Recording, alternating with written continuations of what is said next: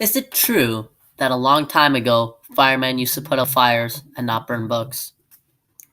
This is Chirag Bangera, a student in Miss Davis' third hour class, doing a book talk on Fahrenheit 451 by Ray Bradbury.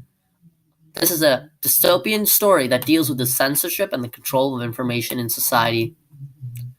Fahrenheit 451, which takes its title from the temperature at which paper burns, takes place in a sterile, futuristic, dystopian society in which firemen burn books instead of putting out fires, because the state has decided that books make people unhappy and is an unnecessary cause of conflict. Suspected readers are arrested and their homes and books burned. Instead of reading, people listen to seashells, which are tiny radios that fit in your ear, and they watch TV shows and dramas with no intellectual content on huge wall-encompassing screens. In schools, students play sports, but don't really learn anything. Fast driving is encouraged, and there's a general recklessness in society.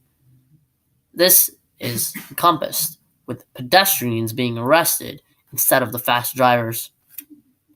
Drug overdoses, suicide, and war is rampant. There's no real value to life in this society.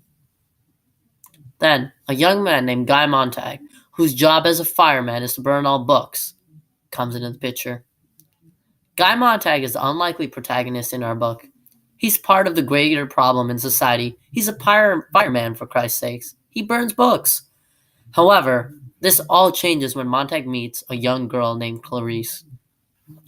Clarice ignites another kind of fire in Montag as he begins to see the apathy in his wife, his boss, and the stagnant society. This causes him to start stealing books on his firefighting missions. In this process, he starts to read and even recite books from memory. This paradigm shift in Montag's views shows he's not a static character, but a dynamic character, one who changes as the story progresses.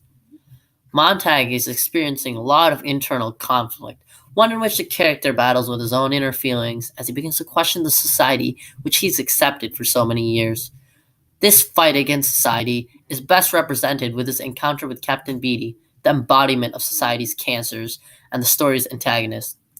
Captain Beatty is extremely well read. He can even recite Shakespeare. But paradoxically, he hates books and the people who reads them.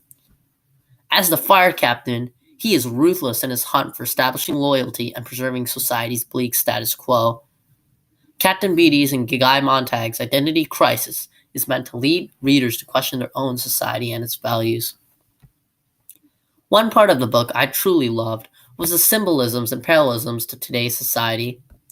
One instance is the symbolism of the salamander in this book. The salamander is a symbol of the firefighters, and it's on all their uniforms. This is because in ancient times, it was believed that the salamander lived in fire and was unaffected by its tumultuous flames. This type of vivid imagery procured by Bradbury's use of symbolism, alliteration, and metaphors truly takes this book to the next level. One connection to another piece of defining era is with one of the best books during the Cold War era, The Crucible. Both The Crucible and Fahrenheit 451 are centered on the control and conformity perpetuated by a stagnant society and a controlling ruling hierarchy. In The Crucible, society is bent on a witch hunt, and many injustices are committed under the guise of ridding society of evil. This is replicated in Fahrenheit 451, with the burning of all books justified as it prevents conflict. Additionally, in both books, the ruling class has brainwashed the general populace into an anti-intellectual, hive mind-like, with all dissenting voices being prosecuted, punished, and disposed of. One quote which really stood out to me in Fahrenheit 51 was, "You weren't there. You didn't see," he said. "There must be something in books. Things we can't imagine to make a woman stay in a burning house. There must be something there. You don't stay for nothing." This analysis and in-depth look into some of the simple base human constructs helps you as a reader understand more about yourself and humanity, and truly makes you appreciate the work which went into this piece of art. I truly love the intricacies of this book and the new view of society which I obtained from reading it. Fahrenheit 451 is a book filled with intricate nuance, and it's something you simply cannot miss. Because when the flames of knowledge crackle and hiss, when society turns to ashes due to war's death kiss, you want to know, did we live? Did humanity rise from the ashes? Did Guy Montag survive the wrath of the masses? Read the book to find out what happens.